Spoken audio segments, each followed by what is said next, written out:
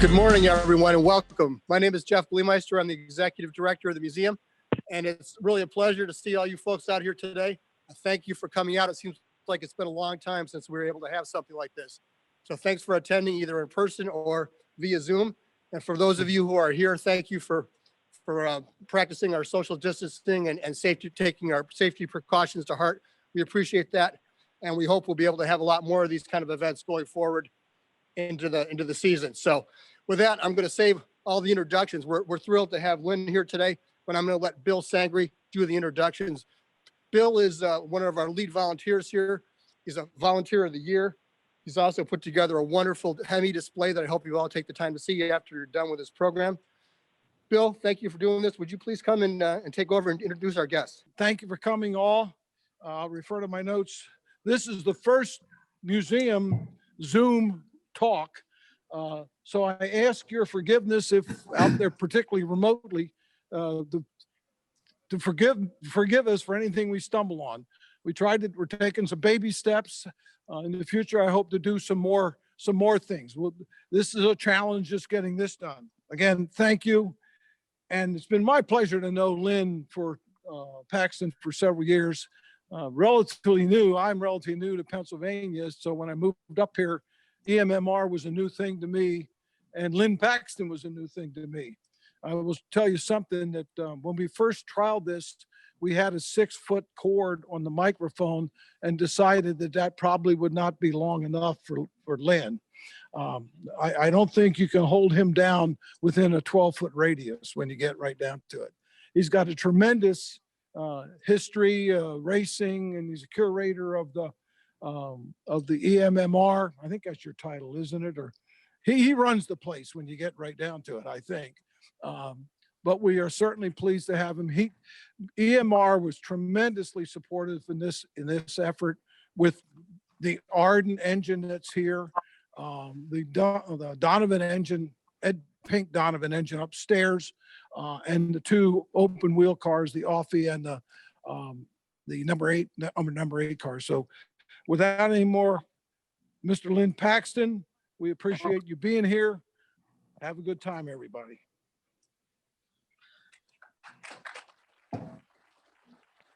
Good morning. I got to lose this mask up here. I will put it on later on, but I can't hear and I can't talk with the mask on, so I'm sorry. So it's to my advantage.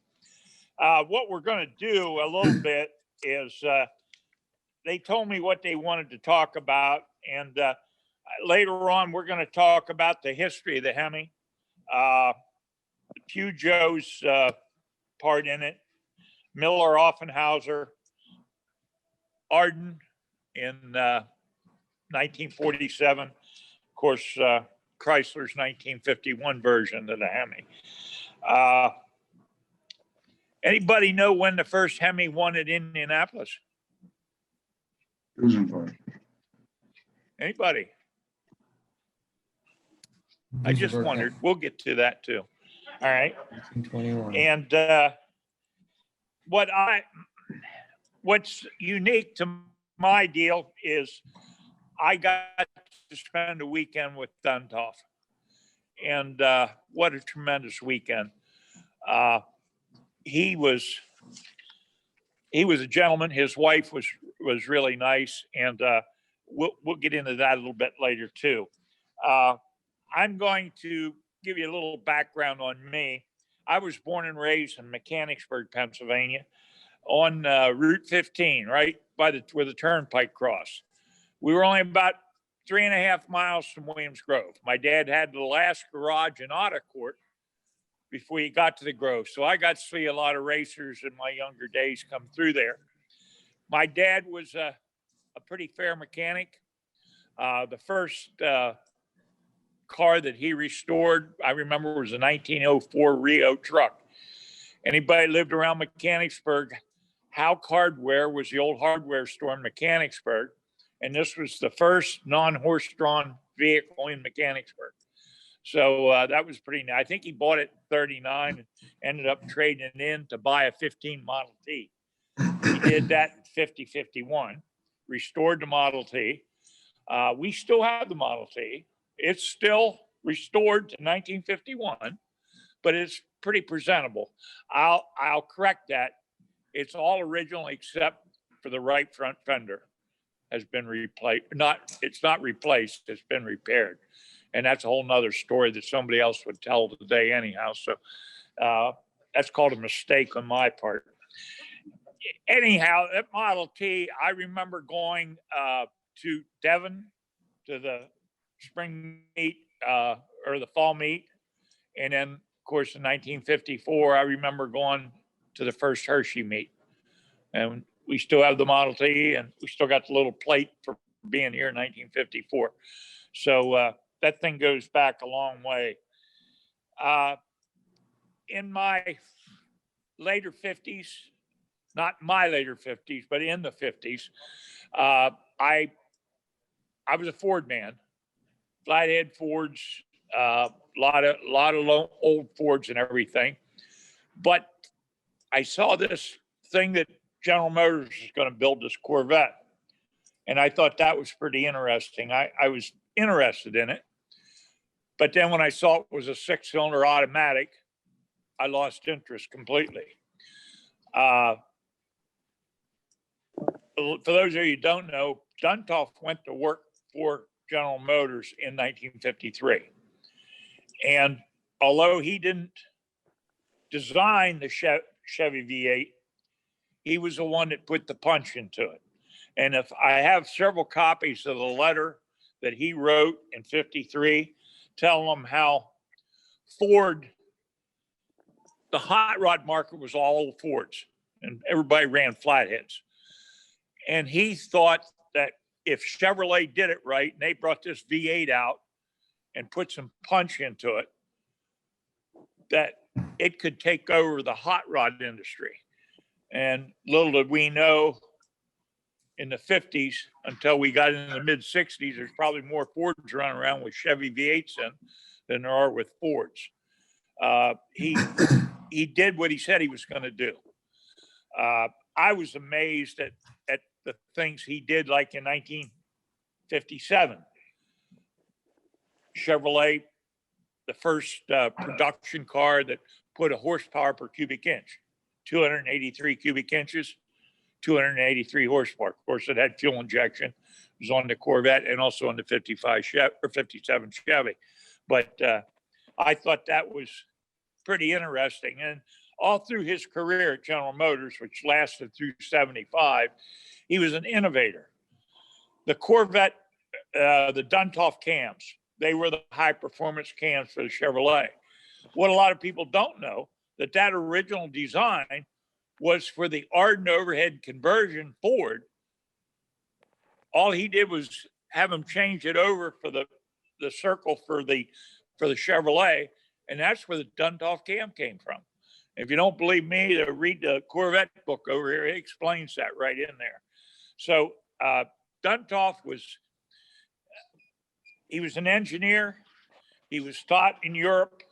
Of course, he was from Belgium, of Russian parents, but he was really a sharp guy. And his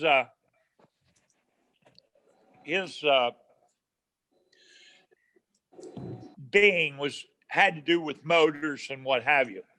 Now, I raced for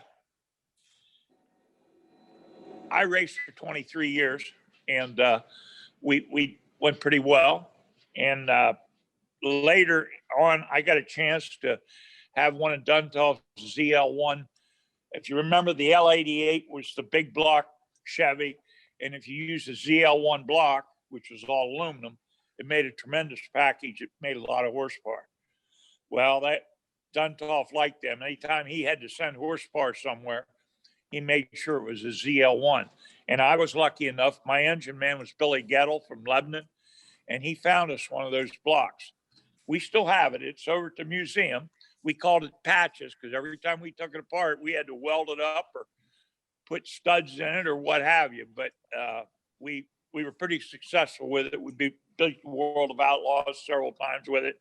And it was, the thing was pulling better than 800 horsepower back in 78 and 79. So you can get an idea of what it was. Then Don Yanko bought the ZL1 deal from General Motors. And I had known Don for quite a few years simply because Mr. Emmerich, who I drove for, was in the same zone. And we'd come over here to Hershey, a new car showing. I'd always run into Yenko. So I got to know him, and he called me and asked me, since I had so much success with the ZL1, would I run his block? It's exactly the same part number. The only difference the General Motors one had Alcoa deal on the front, and the Yenko block said Yenko on the front. Same part number and everything. And so I did. We very successful with his motor. I'm sorry to say he lost his life in a plane crash in 1983, and that ended our association. So it was a neat period for me. Of course, the whole time that I was growing up and paying attention to what was going on, this guy Duntov was there.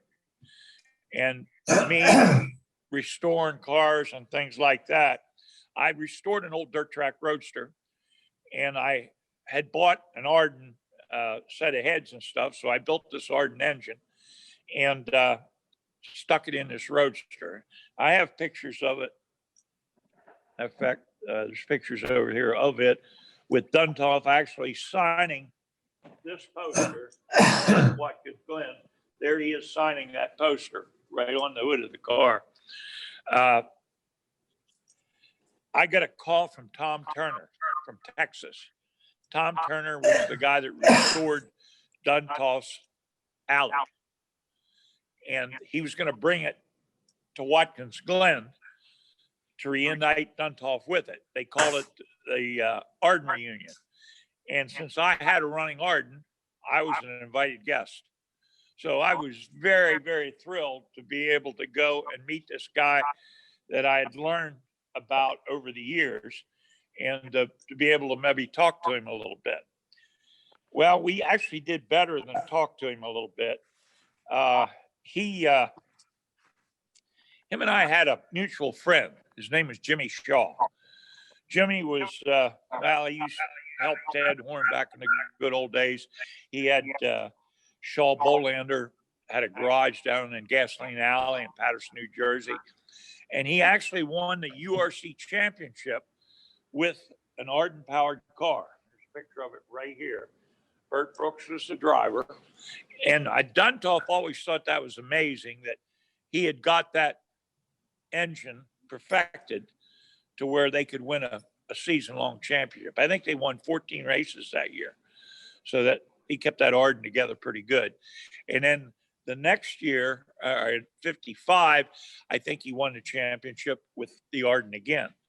He won it, I think, the third time, but it had a Chevy in by then. So Duntov thought an awful lot of Jimmy Shaw. When I talked to Jimmy and told him that I was going to have a chance to meet Mr. Duntov, he said, I can help you there. He said, let me talk to him. So I don't know if he sent him a letter or called him or what. Now, I do have a letter that Duntov sent to Jimmy, and I knew that they were good friends. But when I got to Watkins Glen and was introduced to him, he knew more about me than I did. He was very interested. Now, he's up there because of the Allards and the Corvettes that were up there. I remember Vic Edelbrock Jr. was there with a Corvette. I know he came over to talk about Corvettes to Duntov. Duntov didn't want to talk about Corvettes. He didn't want to talk about Allards. Every time we went back in our area, all he wanted to do was talk about dirt track racing. And my history in that and his history in that. What I didn't realize was that he did his R&D in a dirt track car. Here is this is a Hillegas sprint car. It was the Concanon car, and it has the Ardun in it. That's where he did his R&D for the Ardun, which I thought was pretty interesting. The car still exists. That picture right here was taken 25 years ago up at Marty Hines' museum. But the car now is restored. I'm sorry to say they put a Studebaker in it, which it had in later in its career. But it's kind of interesting that that thing did survive. Anyhow, I got a chance to ask a lot of neat questions of Duntov. My first question to him was where he dreamed up these heads for the flathead Ford. And his answer was pretty interesting. In the late 30s, he was a bootlegger, if you can believe that. What he bootlegged was precious metals. He had a 37 Ford, and they had a false cross member in it. And they would put these precious metals in, and then go from one country to another. It's probably like cigarettes and coming up from Maryland. You know, you can get more money for something. Well, that's what he did. And he said he'd spend all night driving. And he was very impressed with this flathead Ford that Henry had built. Now, he knew it had its shortcomings. First of all, the water jacket with the exhaust going through. And he thought the valve train was pretty poor. So this was where his engineering came in. And he always had a soft spot for Peugeot and their Hemi, okay, hemispherical. Really, the father, does anybody know who the father of the Hemi really is? Anybody got a guess? Walter Vecchia.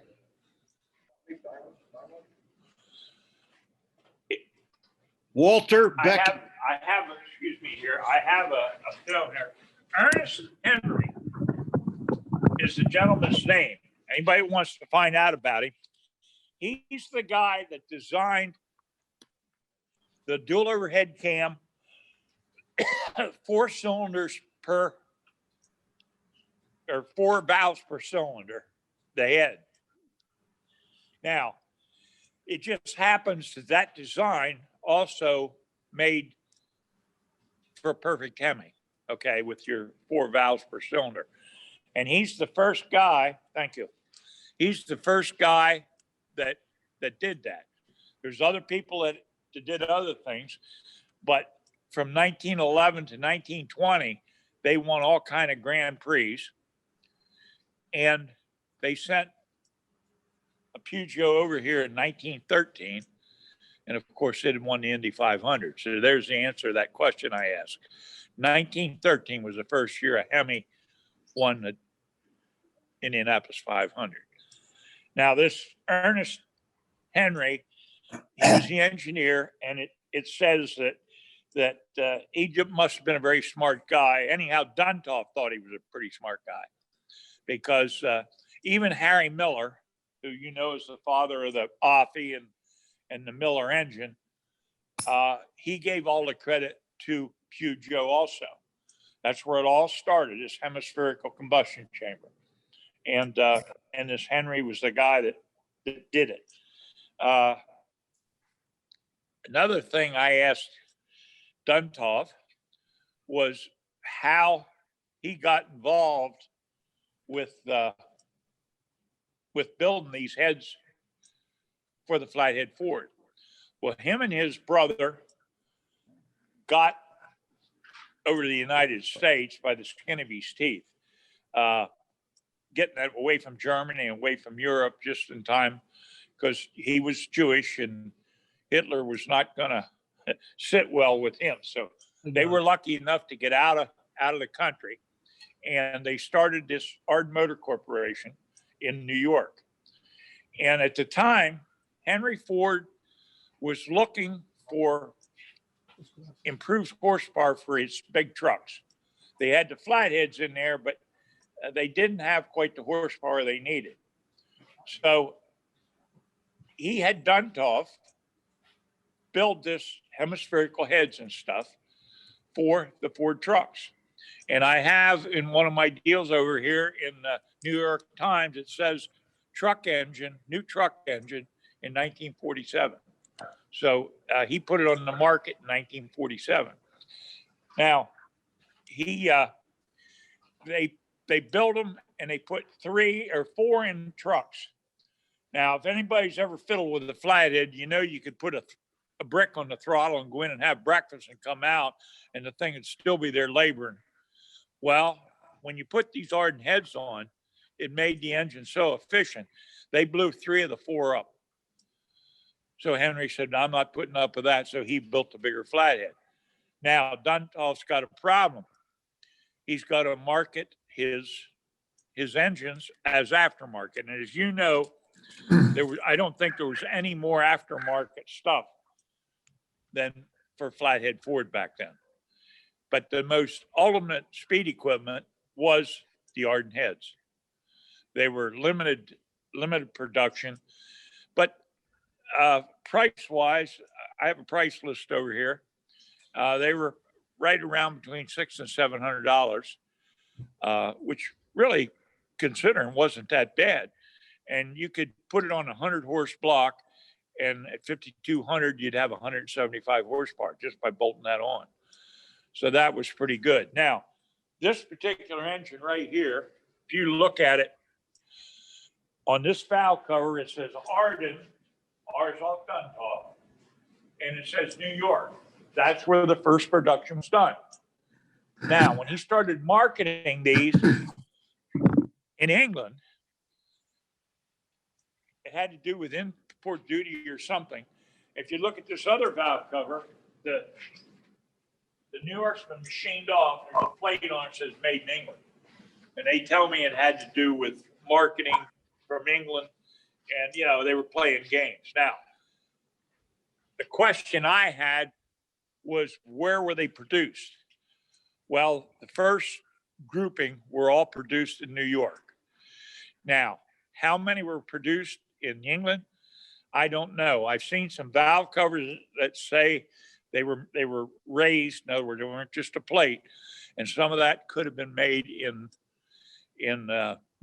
England, but we don't know that for sure. Unless there's somebody in here that knows, I don't know.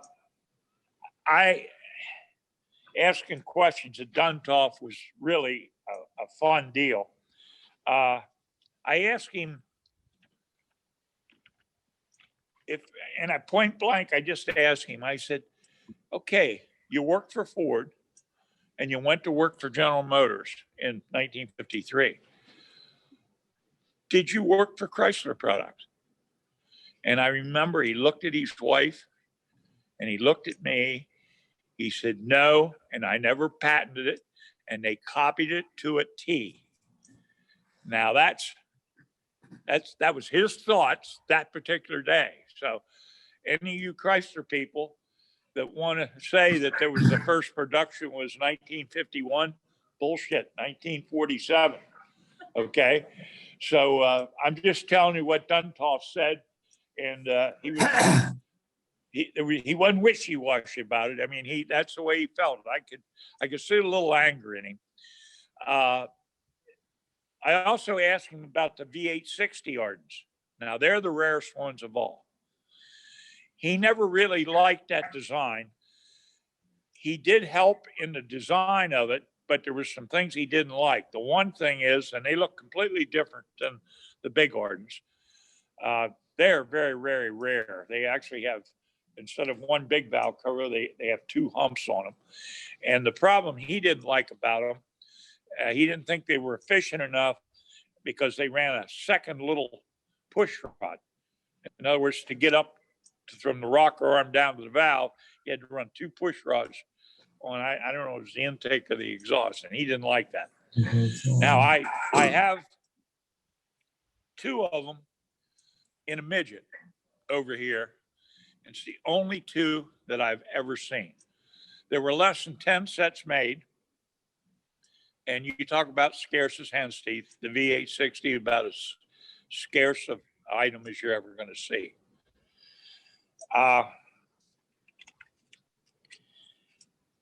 Duntov's research and development, he always went back to what he liked. Now, what a lot of people don't know, of course, the small block Chevy, he designed a Hemi head for the small block Chevy. It had 2 plugs per cylinder. It was 283, and it was very good, but Chevrolet wasn't changing.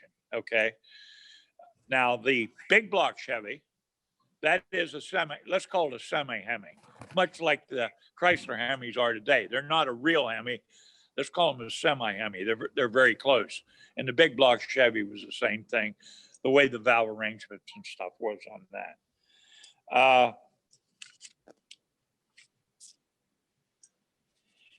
The car this car right here that he did his research and development in was driven by Ben Smarto.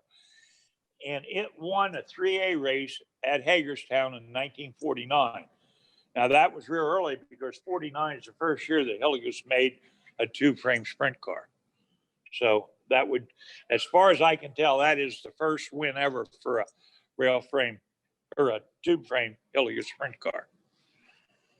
And I own a couple of them, so I think that's pretty neat. I own the Henderson's Miracle Power Special and Charlie Sachs's car at the time.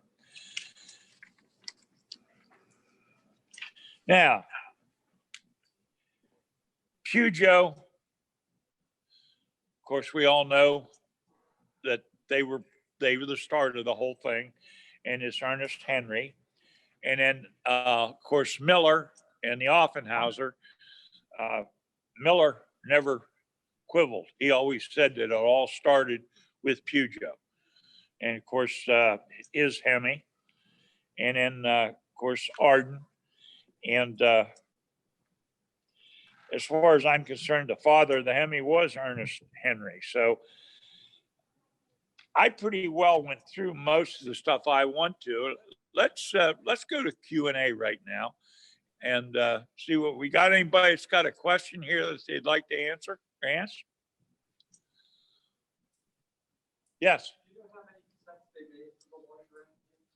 I'm sorry? How many Ardun cassettes were made for the? Good question. The highest number I've seen, they didn't, each head had its own number. Okay. Now, because I saw the one over there. The highest number I saw was in the 600 range. So that would lend me to believe we were at 300 sets, something like that. Now, if you look on the price list, the big Arduns were cheaper than the V860 Arduns. Now, that was the price list I have is 1949.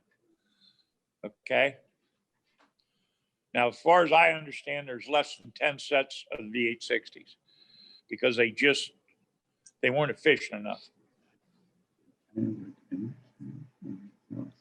Yes. Are they left and right? Yes, they are. Yeah, it doesn't matter. You can't get them wrong. It definitely is. This manifold right here was built at L.B. Smith Heavy Equipment in Lemoyne. Okay. Now, my original set of heads that I ran in that Roadster, I bought from Bill Smith. That was L.B. Smith's nephew, lived over by Silver Spring Speedway. And he had this manifold. He bought the heads in the early 50s and drove this 52 Ford to college up in Connecticut with the heads on. Not this set, but another set. But he made this manifold to get 2 Fords on it.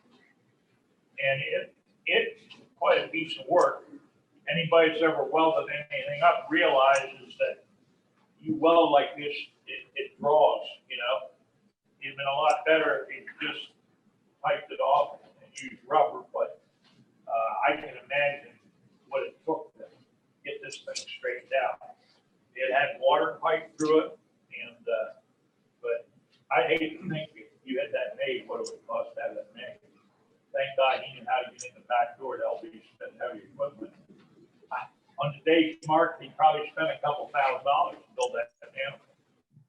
But that's the only one you're ever going to see like that. Yes. How did that supercharger to that type of manifold? Pull your mask down a little. Yeah, how did they adapt the superchargers for that type of manifold? They had to get a different manifold for it. Well, sure. They did whatever they had to do as far as the supercharger or something like that. It's like the fuel injection. Hillborn made special fuel injection for these because I had a set of those. So did I. So there were probably less than 10 sets of fuel injection made for them. Do you remember what number set you had? No. I had set 106. Is that right? Yeah, so 106, they started their sequence at 101. So it would have been the sixth set ever made. I adapted to a 671 blower for that manifold. Okay. It was quite an operation. Well, the manifold, the way they came through, and I have pictures up here of, they actually had two single cylinder that come off each bank. And originally you ran a 1-barrel carburetor on each side. And it was like running two engines in the same deal. Well, Duntov realized that wasn't very good. So he sent out this display, and it shows the crossover with a Ford carburetor, and it showed you how you double up and put them front to rear. They were always updating the equipment. They found that they had some problems. They had some problems with the valve guides. They were falling out, and they had to fix that. They had trouble with the oiling system, which they had to fix. The rocker arm stands, they had to redo a lot of those. So there was some inherent problems, but they seemed to get them worked out pretty well. Anybody else?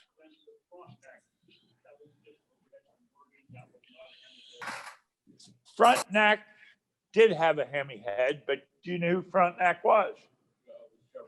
That's right, the Chevrolet brothers. They had already lost their name to Durant. So they went racing and built Frontenac equipment, which was a hemispherical combustion chamber.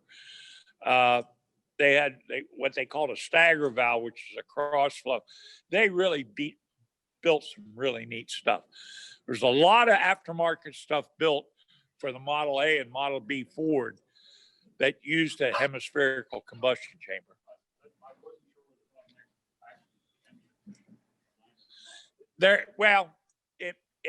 It's like a lot of things. Yes, but maybe not 100%. Again, I'm going to go back to semi-Hemi, okay?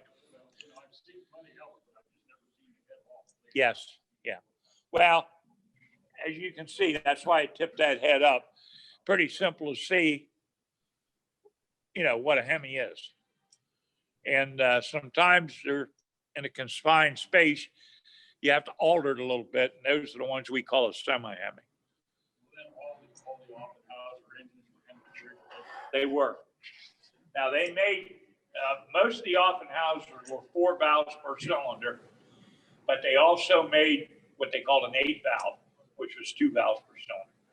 Because Tommy used to complain when he drove for Horn in 46, he always ran the 8 valve engine and he never thought it ran as good as a 16 valve. And he used to complain to Horn. One day Horn climbed in it and he came back in and he said, "You're right." So he gave his mechanic the devil. And Tommy said the 8 valve ran much better after the boss was in the car. Yes. From the web, from the Zoom, question here is were there any variations of the Ardun heads once they were making them? There was improvements. Okay. Such as? Well, it's like I touched on, they had some rocker arm problems that they had to change. The oiling, they had to change. They had some trouble with the valve seats popping loose, the steel valve seats and aluminum heads that they had to take care of. Also, another thing is, you got to remember they built this in 47. Now, by the time the newer flathead came out, would be 51. These heads also fit the 51. And you can tell the difference is the water came in the front, but because of where the distributor was in the 49 Ford up here, they had to run the water in Is that opening on that? end? On that, right here, on this head, you'll see, there's the water opening in the early version. And then this would have been the later version, all right? Yeah. Yep. If I'm all wet, don't be afraid to put your hand up and say you're full of it. I don't mind that at all. It makes for good discussions. We've had our own end. Okay. Lynn, I personally have a question. Can Yes. you say more about the 4-valve configuration of the hemisphere as in the often? Personally, I've had, how do you put 4 valves in a hemispherical chamber without it being like a porcupine? Well, this Ernest Henry, his design was, again, dual overhead cam, 4 valves per cylinder. Well, the only way you can arrange it, it has to be a Hemi. Okay. Now, in here, there's a picture, and I can show it to you. It's a perfect, Now, the Offenhouse is kind of unique. They just, there's the area is bigger. And what they do, there's 2 valves over here and 2 valves there. And that's it.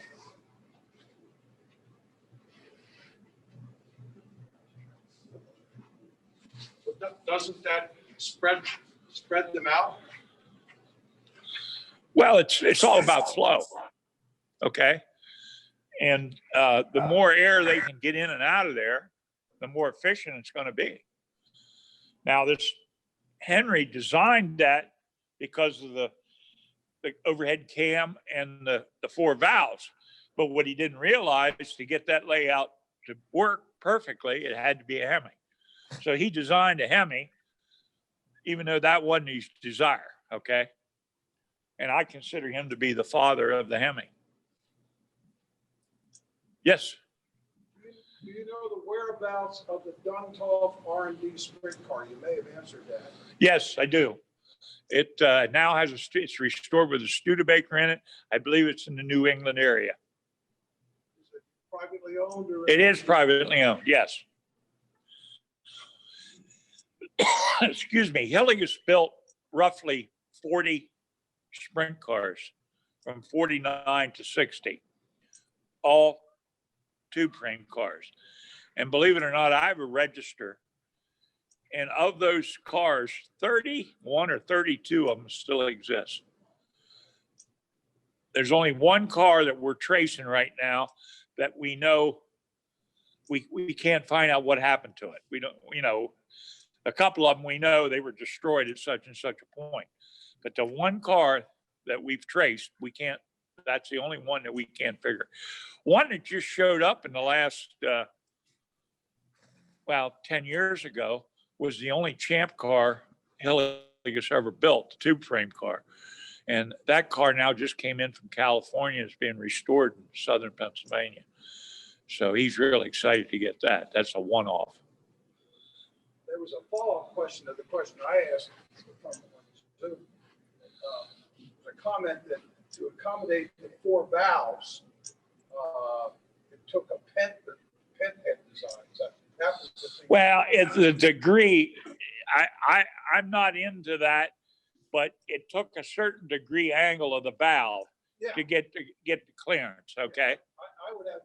We've got some 4 valve heads on display in the display up here, and I say on those engines they have the characteristics of being cross-flow, which I think may have been the terminology used. Well, but yeah, we can't. The cross flow is what Frontenac, their most efficient head was called a cross flow. Okay. These guys tried anything that they could get the thing to flow better. That's what they did. But it's still the most efficient gas burning engine. Of course, 20 years from now, we'll probably talk about racing electric motors, so it doesn't matter anyhow. But the old technology is there. The Hemi is still the best way to do it. I'll ask the follow-up then. Okay, those are the things that are for the Hemi. What were the cons? I mean, what were the I don't know of any cons, other than probably the cost to make them, the precision, you had to be pretty precise.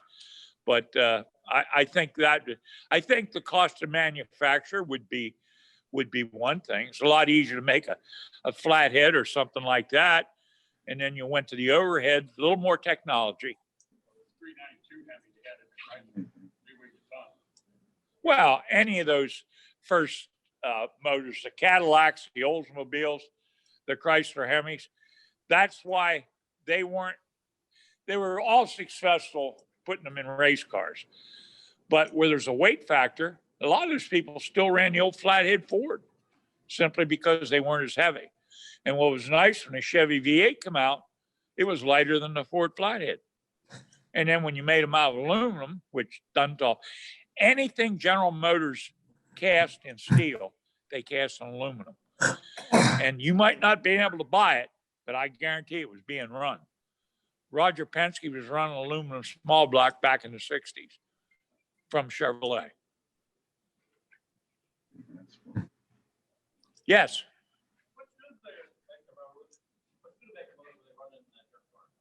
It was an overhead. Later on, this car ran with a Studebaker in it. I'm going to say 58, 59 ran URC. There may be a picture of it in this URC book right here. I'll look it up for you. Fine. No, it was. I don't think there was a rule against supercharging, but there was no even on the 57 Ford. There was no superchargers. I don't think it was allowed, to tell you the truth. We just talking from the outside? Question from here about the supercharger, fit the supercharger to this. Yes. The 32 Ford, that's here courtesy of Rob and Bob Ida. We appreciate that very much. That's got a Scott supercharger. Take a look at that. Okay. Yeah. The carburetor's sitting on top of the supercharger, and then Yeah. it's down into very, very different than that. Ron San Giovanni, who's from Connecticut, he has a Roadster with a supercharger on an Ardun also. But the Scott was a little simpler supercharger. I think he had a Jimmy on his up there. But that's a unique, just getting everything hooked together and working right is an engineering feat in itself.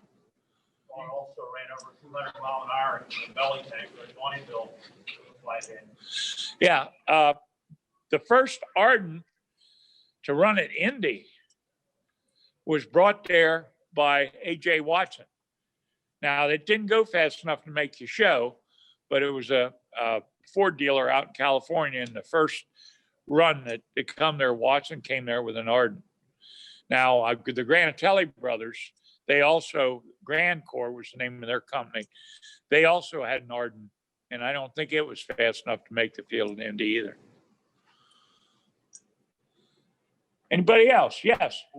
Ron San Giovanni has over 100,000 miles on his Ardun.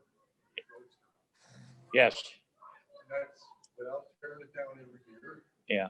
Well, from the time he had it up at Watkins Glen in 92, over the next couple of years, he went from a carbureted to a blower. Now, is he still running a blower on it? Yeah. Okay. All right. I haven't talked to Ron for a few years, but yeah, he's got a lot of miles on it. And once you took care of the problems, they were a well-designed engine. They really were. Well, what he's doing now is he's making the whole rocker assembly. That's basically it. They've made so many improvements. Yeah. in Yeah. material Well, and design. they brought out the end stands because there wasn't enough support the way they were originally designed. Because mine did have the new end stands and then the lubrication and everything. But Ron, he stayed after his pretty good. He was a pretty stubborn guy, and he stayed after it really good. Yes. You referenced Henry the father of the 4-valve per cylinder Peugeot. When was the first Hemi made? Not necessarily 4-valve. As far as I know, my research takes me back to 1911 in Peugeot. So it says here that he was the first guy to put it on paper. Now he wasn't the first guy to do the dual red cams or the 4 valves, but he was the first guy to put it together. Okay. Now, if you can find somebody prior to that, I'd like to know about it. But my research, this is what I had found. We know things like these old internationals are Hemis, but I don't think about it. Well, international, if it's the name international, we call them internationals, by the way. And they had to be a truck motor. I don't think they were considered high efficiency, right? I got something at the museum you might not have seen. I got 3 2s or 3 1-barrels for an international 6-cylinder on display over there. Ellis intake. Huh? Is it an Ellis? It's a homemade. Remember, you used to be able to weld those up. I forget, somebody found it in the junkyard and restored it. And he said, would you like to have it? And I said, I sure would. I've never seen another one for an international. You come to the museum and I'll show you speed equipment for an international 6-cylinder. Okay. When did Daimler V8? I don't know. There was a guy out, I think in the Midwest, he put one of those in a midget. And he was wholly terrible, so they outlawed Yeah. the engine the next season. Well, the one that I thought, as far as the midget engine was concerned, was the Jiggler. Well, the Diggler was They were the mainstream and went good. The only I was trying to figure out why the Ardun wasn't a good motor, but apparently the 2 people that tested it, apparently it wasn't worth the effort. That's all I can tell you. the guy in Ohio still has the midget with the V860 Ardun, and he has another complete engine on the same. Well, just tell him if he wants to sell any to call Bill Smith's museum. He'd love to have them. We've already talked to him about it. Okay. All right. Yes. Are you familiar with the foundry in the Hanover area that cast aluminum cans? Well, I use a foundry down there to cast some aluminum pieces. For me, I don't know if it's the same foundry or not. Pardon? I don't remember the name of the town. I can't tell you either. I have it written at home because I gotta get some end caps, Franklin end caps made. He did a set for me about 5 years ago. Now I need some more. But I don't know who he works for, but he does good work. Name Larry? Larry sounds. That sounds familiar. His uncle owns the farm that we now live in. Oh. He made some aluminum castings for me, and I'm sure that in our conversations, he said that they made aluminum head castings for General Motors. Okay. Well, I had him. He did a bunch of parts. They were for Flathead Ford. Thixton. Remember the Thixton setup? Well, he recast a lot of that stuff. And because I had a Ford with Thixton stuff on it, and I used some of his stuff on that. I don't know if they're still in business or not. Well, they were last year. Yeah. Anybody else? Yes.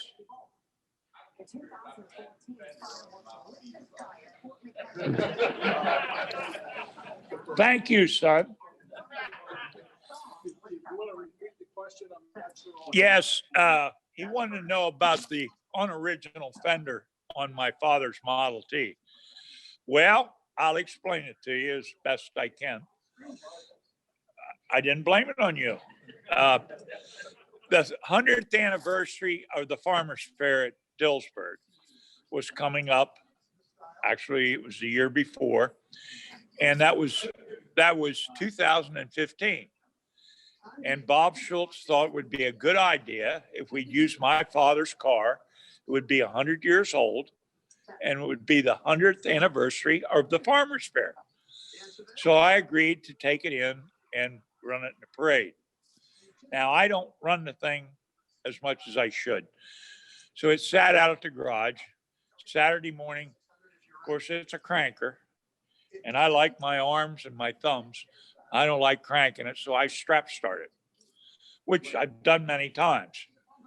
I my wife was in my truck and we hooked the ball on and we pulled. Well, she didn't hear it start the first time, and I was trying to get her to stop, and I stalled it. So I said, okay, start it again. I made her aware to be ready to stop. Well, it started right up again off the end of the strap, and she heard it and she stopped. The problem was I was back there trying to adjust this and that, and I looked up and realized she was stopped. Now, if you're used to driving a Model T, you know exactly what to do. But if you're not used to driving a Model T, your first impression is to jump on the clutch and the brake, which isn't at the right place. So I jammed low gear and ricocheted it right off the back of my truck. Needless to say, I didn't drive it that year. I had to take it in the next year, right, Bob? And run it in the parade. So that's the name of that tune. Now, it folded that fender up like you wouldn't believe, but I didn't have the heart. I took it down to a metal man and I said, I don't care what it costs. I want this fender back on this car. And he did a tremendous job. It looks home. Now, does that make you happy, son? Thank you. It was Bob's fault, right? Huh? It was Bob's. No, it wasn't Bob's fault. I blame it my wife. She's not here, but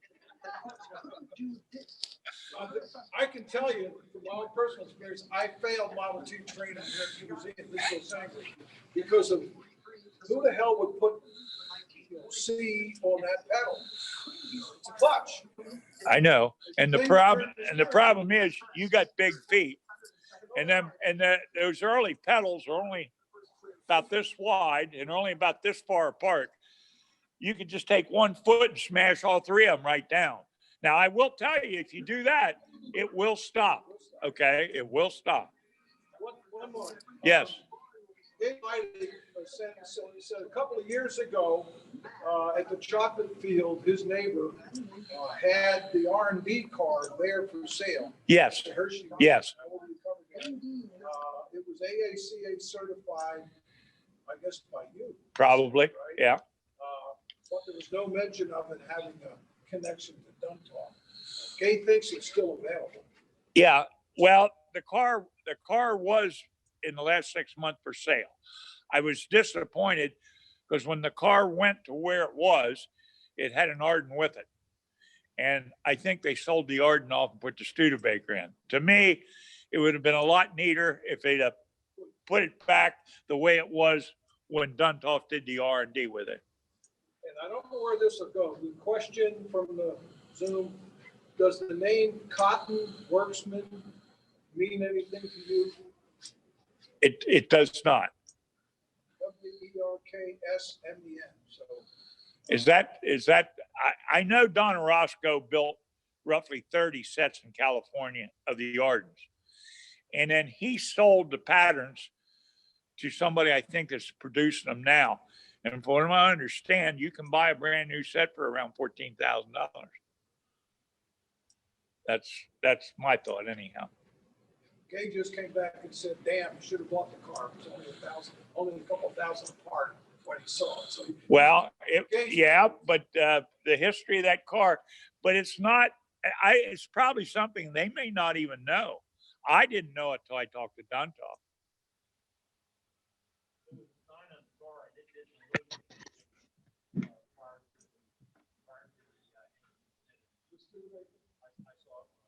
Yeah. apparently it was. Yeah.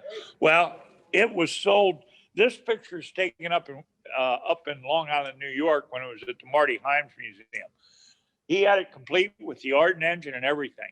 That's when it should have been bought. Perhaps if it was Gay's neighbor in the chocolate field, maybe Gay can find out who the member was and let us know that. Okay. I can find out who owns the car right now. Question from Zoom.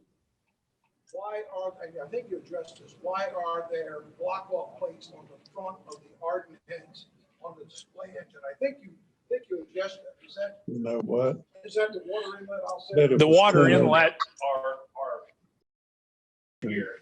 then later on, they designed this and put it right down in here. Okay? Okay. It was a design change because of the distributor here. Okay? You got better water distribution in the center than what you did over front. That's true. But that's one nice thing about this. when I built that race car, put this in, I spent all kind of money, built a beautiful big radiator, like you always have to have for a flathead. I couldn't get this damn motor to run over 140 degrees because the exhaust is going out, you know what I mean? And it holds so much more water that I realized I just spent $500 for a radiator I didn't need. But you live and learn. Anybody else? Well, that's good. First of all, I want to thank the museum for inviting me over. Thank you. You've been a very, very good audience.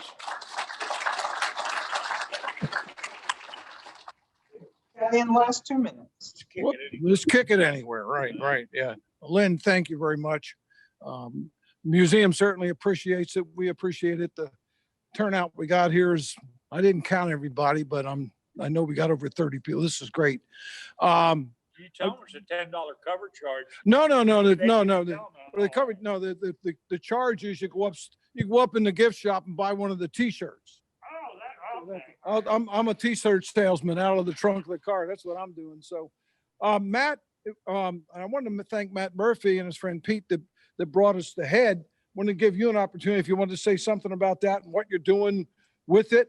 If you invite you to come up here, or I can tell them a little bit, but don't do it from there. Come over here so everybody can hear you. These people can hear you, but the people out. So the set I have there, I actually found recently. I'm a younger guy, obviously, that builds old hot rods and stuff. So I hunt for this stuff, and I found a set of those heads recently in the wild at an estate auction, actually. So I walked in, and there was a couple sets there, and I was able to purchase a set with original Italo-Mechanica blower. So I'm building a 33 Ford 3-window that is an old hot rod that was chopped in the 50s or 60s in the Harrisburg area, and I'm building that Ardun in it. So it's actually I pulled that off of my car last night and brought it over here. So did you get exhaust manifolds? I have zoomies, stainless zoomies that were on it. They made steel, yep, cast aluminum. I was lucky enough to have a set. Oh yeah, I've seen those. I realized when you were talking, I have a set of original intake manifold with the singles. Yes. I forgot to bring them, but I was able to get those. Mine, unfortunately, I think the rocker arms broke, like we were talking about. So my set did not have rockers, but Ferguson, that makes the reproductions, they have roller rockers and all the parts. Ferguson, that's the gentleman that bought a Roscoe. Yes.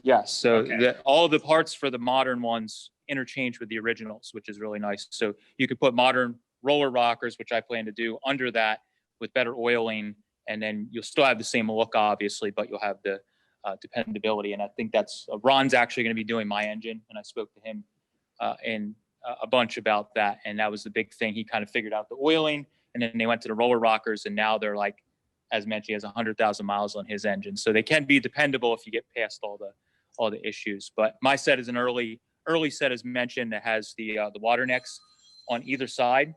So that was actually designed that you could run the engine depending where the radiator was, on left or right side, or guys were running them rear engine, and then you put the radiator up, and depending where you put the radiator on them. So, but that's my set. So probably, hopefully in the next year or two, that'll be together and running, which will be great. So thank you for having me. Appreciate it. Well, we certainly thank you for bringing it.